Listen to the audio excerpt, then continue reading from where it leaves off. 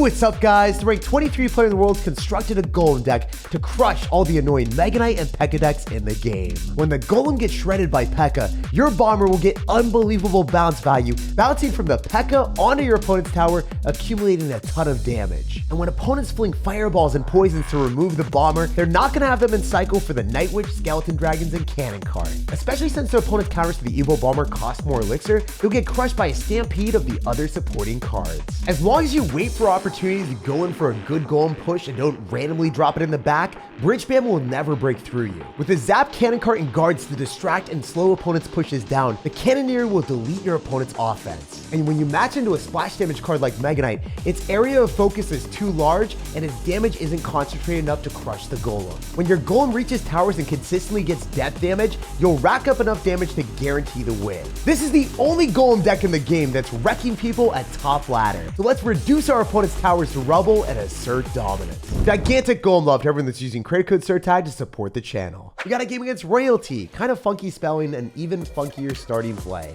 Guy goes in for wall breakers with an electric spear and probably, gets a connection.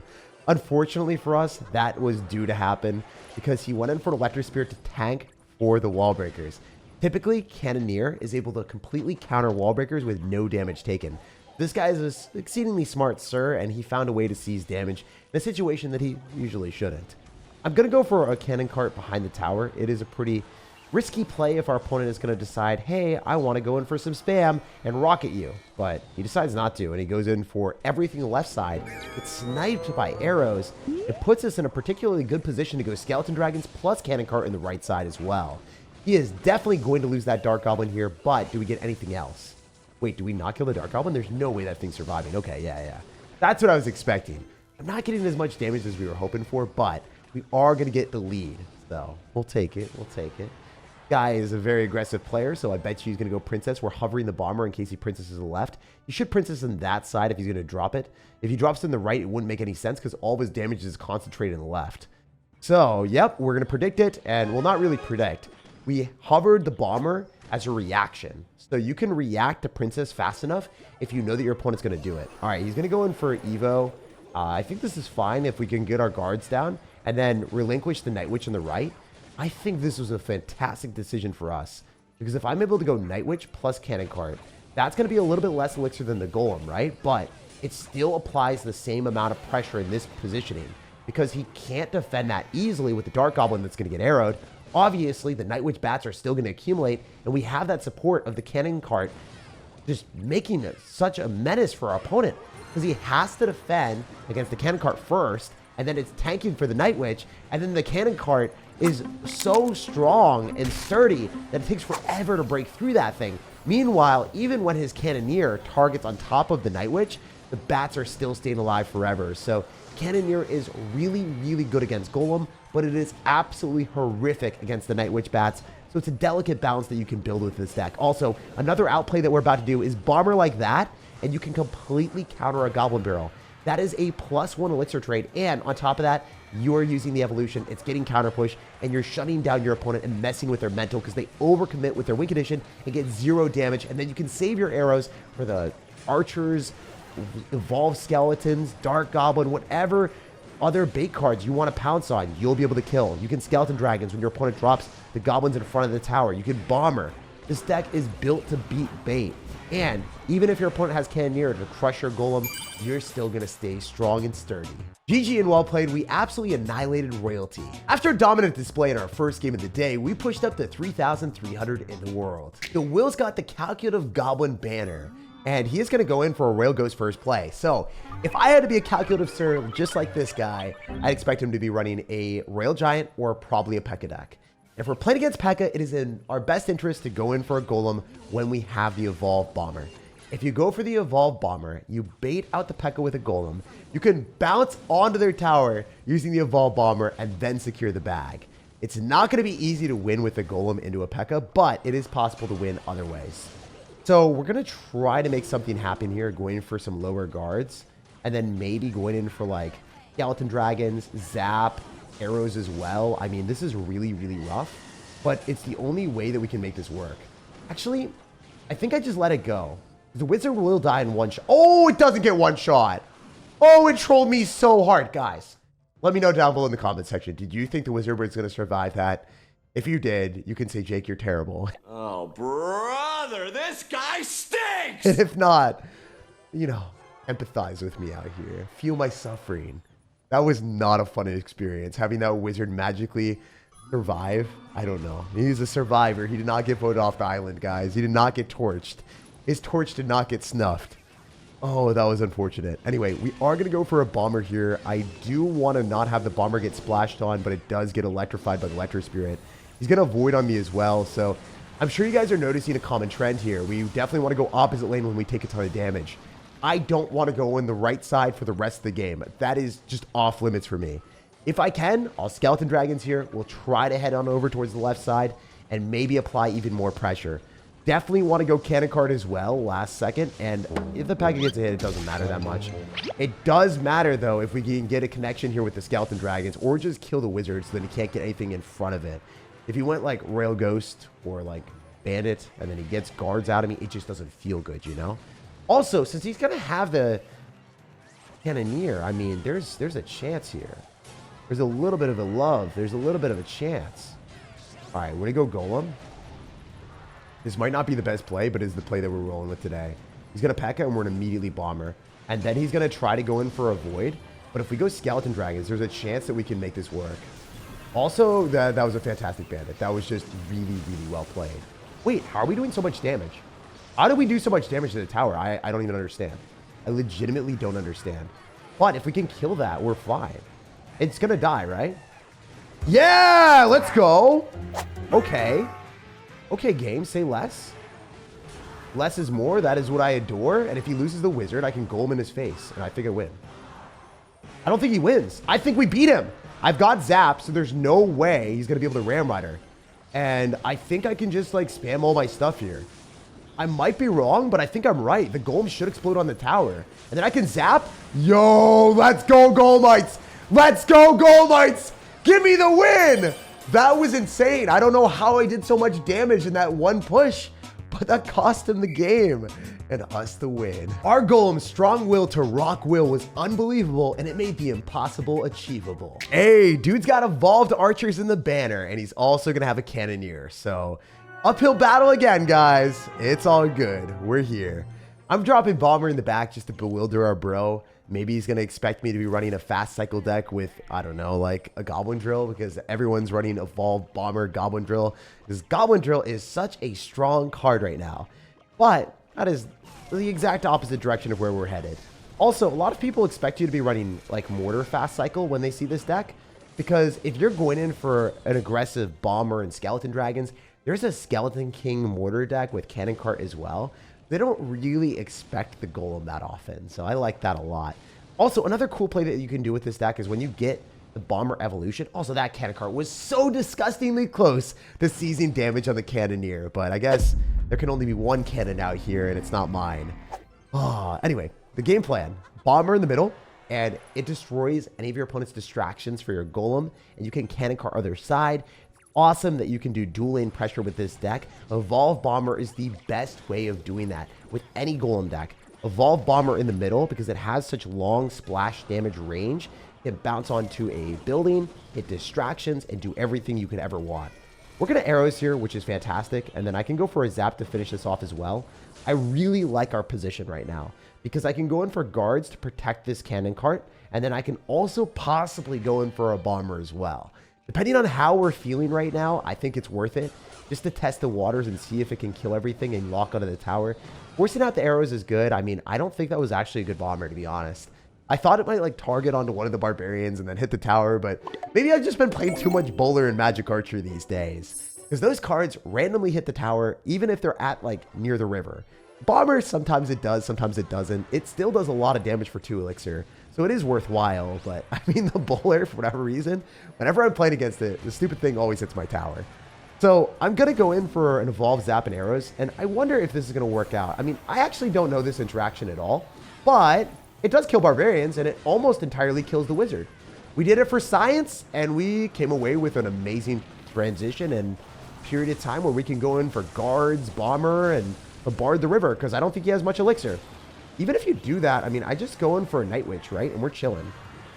Are we not chilling? Oh, we might not be chilling. The cannon cart did everything. Wow, that cannon cart did everything I could ever want and more. That was insane. It pulled the wall breakers back too. That was tremendous value. All right, this is not great. I really do not enjoy this interaction. We're gonna go for arrows and then a zap and hopefully get the golem near the tower. That's all I want. All I want for Christmas is golemites exploding on the tower. Please give me a Christmas present. If the bomber hits the tower, that's a vibe too. If the bomber hits the tower too, that'd be nice. That did not happen, unfortunately.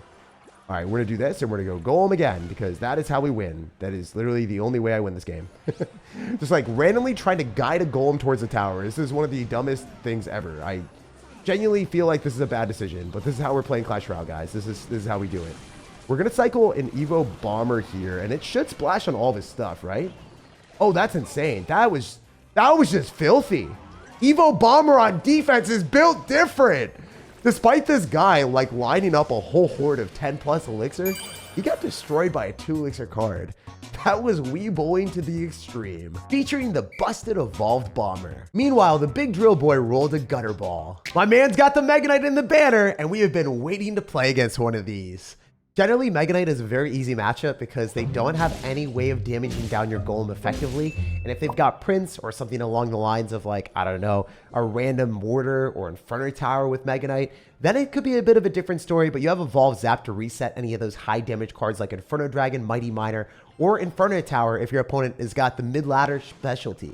Anyway, we're going to go in for the Zap here. I really slurred my specialty there. I did not know how to say that. We were stuttering like a madman. But our cannon cart was not able to stutter step and micro towards our opponent's tower and pop off and do damage against the cannoneer. The cannoneer is just looking at the cannon cart and saying like, hey, you wish you were on top of this tower. You wish you could ascend this level of dominance and this height of success. But, you know, maybe eventually our cannon cart will take down the cannoneer.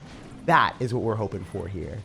Also, easy arrows value. I mean, definitely could be better, but taking 2 minions down, hitting the mortar, I'll take it all day long, baby. The cannoneer is really bad into bats. So despite there only being 3 bats here, he has to arrow that. It's quite uncomfortable for my guy to watch that fly. Also, I think we know exactly what we're matching into, right? Minions, cannon cart, mortar. It screams Skeleton King Miner deck with mortar to me. So if that's going to be the case, usually their best answer to the Skeleton Dragons is going to be Bats Evolution. But instead of Bats Evolution, this guy's running minions.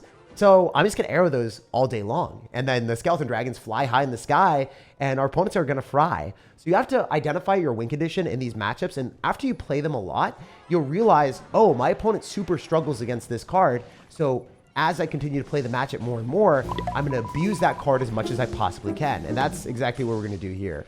We go for a zap to reset the Skeleton Dragons, and he is not winning that interaction at the river. I am sorry to say, my guy, that miner is in a deserted playground out here. While we are able to just do whatever we want with our dragons. Again, look at that thing. It stayed alive way too long, forcing out a cannon cart from our opponent. And despite him going in for the mortar evolution, guess what, my guy? We got cannon cart, and that locked directly on the mortar. It knew what it wanted in life, and it went straight for business. That is awesome. Also, I think he's going to have to go in for minions soon because against this golem, you have to cycle minions on the Skeleton Dragons, and it's going to be exceedingly uncomfortable for him when he realizes he's going to get Evolve Zapped. He doesn't know just yet, but it will be fun. Also, we can do this. We can arrows early, so then I'm going to be able to hit a whole bunch of stuff with this Evo Zap right now. I think because the radius expands, it's just going to hit more and more stuff. Also, we can Skeleton Dragons now, as I said before, because he'd probably go minions, right? Oh, I thought he would go... Oh, yeah, there they are. I knew it was going to happen. I was waiting for the minions to come down because as soon as he dropped them, they get deleted and erased. There's such a derpy, terrible card in that matchup, and I knew that all too well from my personal experience of pain of running mortar bait. Whenever I drop minions or bats directly into Skeleton Dragons, I'm feeding the opponent free elixir and instantly giving away the win. Reversing the roles and capitalizing on that excruciatingly painful interaction finally made me happy. All right, Lewis, it's time to 3-crown you. You lost as his clan, so those are some fighting words, my guy. Good luck. I think that's in stark dichotomy between like what your clan is. I don't know, man. You're a menacing dude with a you lost clan despite you saying good luck. Maybe he just thinks that he's so good that I need the luck, which totally might be the case because I'm losing by a lot right now. I might have already lost, guys. I read his clan and then the mind games just ended up working. They became my destiny. I'm getting destroyed by royal recruits, possibly. No. That is one recruit from a royal delivery. I don't know if you guys have ever seen that and you're like, oh, royal recruits. I feel like my brain cells are extremely depleted at this point. I've been running Golem way too long today. After every game of Golem, I feel like I get a little bit worse at the game because the deck is easy to play. Sure, there's some cool interactions that you can do if you memorize your opponent's decks, but from a macro scale, the decision making is the thing that's hard. The micro of dropping the Golem in the back is extremely easy. So if we can find a good interaction where we can go for like a cannon cart, skeleton dragons, drop everything behind here, we're definitely going to make our opponent a little bit annoyed with us. Because the skeleton dragons are going to force out extra elixir here, and despite him having an Evo Ice Spirit, he's going to take a ton of damage. So this is one of those matchups that we probably want to go dual lane pressure as well. It is not an easy one, actually, because if we're playing into Rail Hogs, we have to have our bomber in our hand to be able to stop it. Also, another thing that is a little bit uncomfortable for me is the fact that he's going to have Archer Queen and Evo Ice Spirit and then Royal Delivery. So he has a lot of ways of being extremely defensive if he wants to be. So he can be that brick wall as we're the rock.